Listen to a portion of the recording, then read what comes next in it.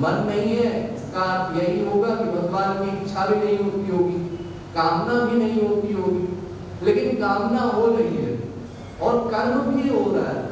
कर्म हो रहा है, क्या कर्म हो रहा है, क्या कर्म करते हैं भगवान, क्या करते हैं ये मत पूछिए, क्या नहीं करते ये पूछिए। ऐसा कोई कर्म नहीं है जो भगवान नहीं करते। जो हम सब वर्क करते हैं वो सब वर्क भगवान भी करते हैं। ऐसे कैसे आपने बोल दिया? अरे हम तो बड़े उल्टे सीधे उटपटांग काम करते हैं। हमारे यहाँ संसार में तो अनेक प्रकार के अनाचार, दुराचार, भ्रष्टाचार, पापाचार सब तरह के कर्म होते हैं।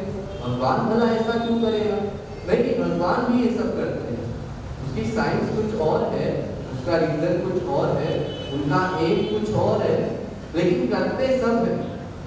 रामायण कहती है ना, भक्त हेतु भगवान प्रभु राम धरे तनु भूप, किए चरित पावन परम प्राकृत नर अनुरूप। प्राकृत मनुष्यों की तरह सब वर्ग भगवान कर रहे हैं। जो वर्ग हम करते हैं बस वही वर्ग भगवान भी करते हैं, और बल्कि हमसे ज्यादा ही करते हैं। हम में तो कुछ भी नहीं है। ये जो आप लोग कहा करते हैं ना, ये काम, क्रोध, लोभ, मोह, ईर्ष्या, द्वेष, बलवान, पाखंड, इन सब का भगवान में भरा पड़ा है। ऐसा कोई नहीं काम है जो भगवान ने ना किया हो। अच्छा देखिए, काम को ही ले लीजिए। संसार में कोई कितना कामी हो, क्या करेगा? एक बीवी होगी, दो बीवी होगी, 10, 20, 50, 100, बस हो गया। अरे भगवान की 16,108 रानियां। क्या बात है, 16,108 रानियां भगवान की। और इतना ही नहीं, हर स्त्री के 10-10 बच्चे, यानी 16,108 गुणे 10 बराबर 1,61,080 इतने बच्चे। और इतनी बड़ी गृहस्थी लेकर के भगवान द्वारिका में बैठे हैं। आज के समय अगर किसी एक आदमी की इतनी बड़ी गृहस्थी हो, इतना बड़ा परिवार हो, तो क्या करे गवर्नमेंट? अपना सर पूजा के मर जाए? आजकल जनसंख्या को रोकने के लिए इतने प्रयत्न किए जाते हैं, कैसे मैनेज किया जाए, बेरोजगारी कम की जाए, तमाम नाटक है। और एक आदमी इतना बड़ा परिवार कर ले, फिर तो हो गया काम तमाम। ये हाल है भगवान का। और क्रोध की कौन कहे? हमको क्रोध आता है, क्या करते हैं? अपना सर फोड़ लेते हैं, दूसरे का सर फोड़ देते हैं, गाली बकते हैं, अरे दूसरे को जान से मार देते हैं। क्या करेंगे? इससे ज्यादा ताकत है ही नहीं हमारे पास। और भगवान को क्रोध आ गया, बस अनंत कोटि ब्रह्मांड में प्रलय, सब मर गए।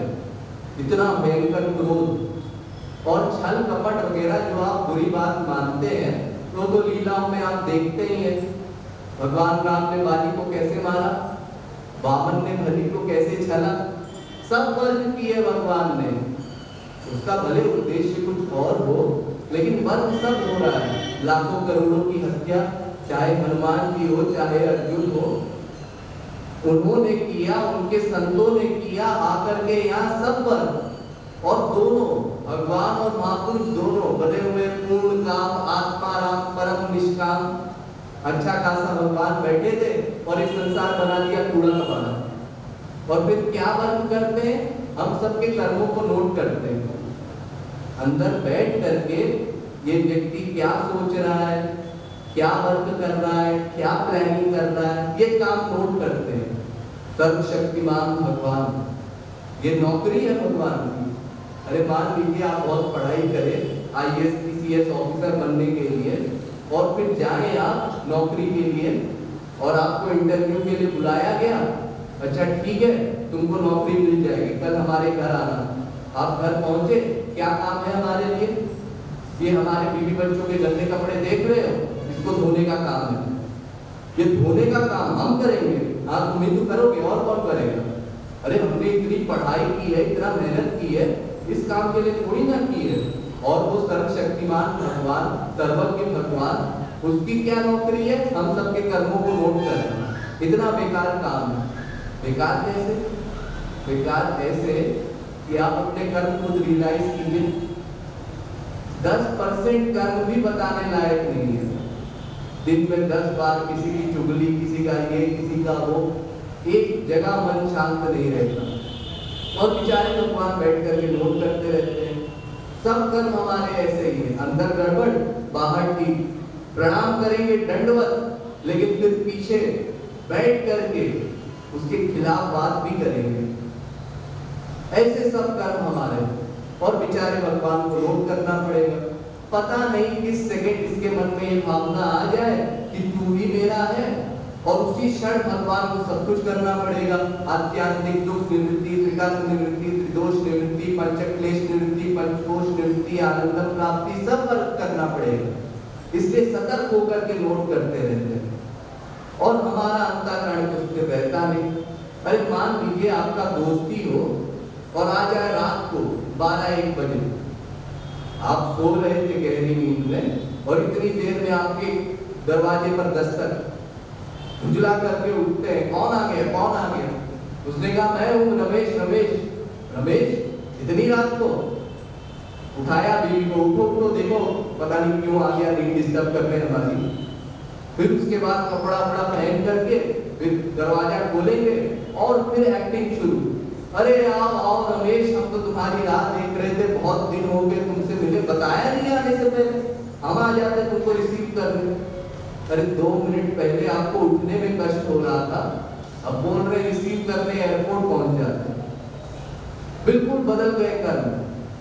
लेकिन भगवान बेचारे नोट करते हैं, सोचते हैं जाने दो, हमारा बेटा है, भले नालायक है, हो सकता है एक दिन लायक हो जाए, एक दिन इसकी भावना ठीक हो जाए, इसलिए भगवान नोट करते रहते हैं।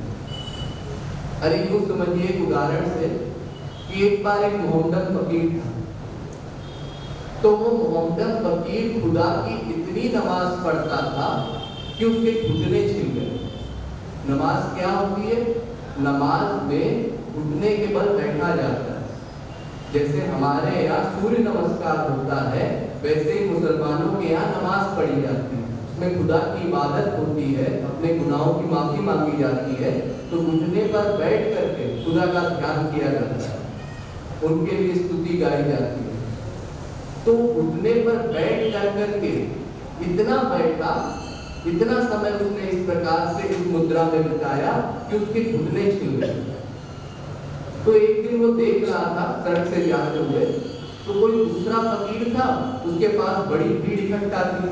उसने जाकर के देखा क्या बात है, तो सुनता है कि वो फकीर बता रहा था मैं तो खुदा से रोज मिलता हूँ, आज खुदा ने ऐसा किया, आज खुदा ने ऐसा किया, अपना गप हाँक रहा था। दुनिया में सब तरह के लोग होते हैं। तो पहले फकीर ने सुना तो कहता है अरे मियां तुमसे रोज खुदा मिला करते हैं? हाँ रोज हमसे खुदा मिलते हैं। तो पहला फकीर कहता है अच्छा एक काम करना हमारा, अगली बार जब तुम खुदा से मिलो तो उनसे पूछना कि मैं उनकी दिन रात नमाज पढ़ता हूँ, क्या उनको मेरी एक भी नमाज आज तक पसंद आई? बस इस प्रश्न का उत्तर मुझे चाहिए। उसने कहा ठीक है पूछ लेंगे, कौन सी बड़ी बात है, खुदा तो हमारे साथ रोज रहते हैं। और गया वहां पर, घूम के आया अगले दिन, और अगले दिन आकर के कहता है सुनो मैं पूछ आया खुदा से। क्या कहा खुदा ने? खुदा कहते हैं तुम्हारी एक भी नमाज पसंद नहीं है। क्या सचमुच पूछा उसने? सचमुच नहीं पूछा, ऐसे गप हाँक दिया। मैं पूछ आया अपने आप को बड़ा बताने के लिए, एक भी नमाज पसंद नहीं आई तुम्हारी। उसने सोचा बेचारा उदास हो जाएगा, भाग जाएगा यहाँ से, लेकिन वो तो खुशी के मारे नाचने लगा। अब उसकी समझ में नहीं आ रहा है ये नाच क्यों रहा है। जब मैंने कहा कि एक भी नमाज अच्छी नहीं लगी तो इसको तो उदास होना चाहिए था, और ये खुशी के मारे नाच रहा है। तो उसने रोका उसको, अरे रुको रुको, नाच क्यों रहे हो? उसने कहा मैं तो विभोर हूँ। क्यों विभोर हो? अरे क्योंकि उस खुदा की, उस सर्वशक्तिमान भगवान की इतनी नजर है मुझ पर कि उसने मेरी एक एक नमाज सुनी और फिर ये जजमेंट भी दिया कि मेरी एक भी नमाज पसंद नहीं आई। इसलिए मैं तो ये सोच करके खुश हूँ कि मेरे एक एक शब्द को खुदा ने सुना होगा, मुझ नाचीज के लिए इतना समय खुदा ने दिया होगा। इससे बड़ा सौभाग्य मेरे लिए और क्या है। इसीलिए मेरी खुशी का कोई ठिकाना नहीं। ऐसे ही अगर कोई भगवान से प्यार करेगा तो अपने आप हर छोटी चीज रियलाइज करेगा कि हाँ भगवान का ये कानून है। और भगवान भी इसीलिए सतर्क होकर के नोट करते रहते हैं। दिन भर में पता नहीं कौन सी घटना हो जाए किसके साथ, और किसी घटना में जरा देर को ये रियलाइज हो कि हाँ अब संसार जाए भाड़ में, अब तो भगवान ही हमारे सर्वस्व है। उसी क्षण में भगवान सतर्क हो जाएंगे, उसी क्षण में माया पृथक हो जाएगी और भगवान का वो वाला कानून हो जाएगा। सुखदेव प्रपन्नाय तवास्मि च याचते अवयस्य सर्वभूतेभ्यो ददामि एतद् व्रतम् मम। भगवान राम ने कहा था ना, जिस क्षण में जो चीज शरणागत हो जाए उस क्षण से मैं उसके लिए सब काम करने को तैयार हूँ। कुछ करने की जरूरत नहीं उसको, फिर मुक्त हो गया। शरणागत हो जाने के बाद कुछ करना शेष नहीं रहेगा। अतएव भगवान का ये बस कितना विकास, हमारे कर्मों को नोट करना, सृष्टि करने से लेकर के अवतार लेकर के आना, हमारे कर्मों को नोट करना, ये सब भगवान की पर्सनैलिटी को शोभा नहीं देते, लेकिन फिर भी भगवान करते हैं हम सबके कल्याण के लिए।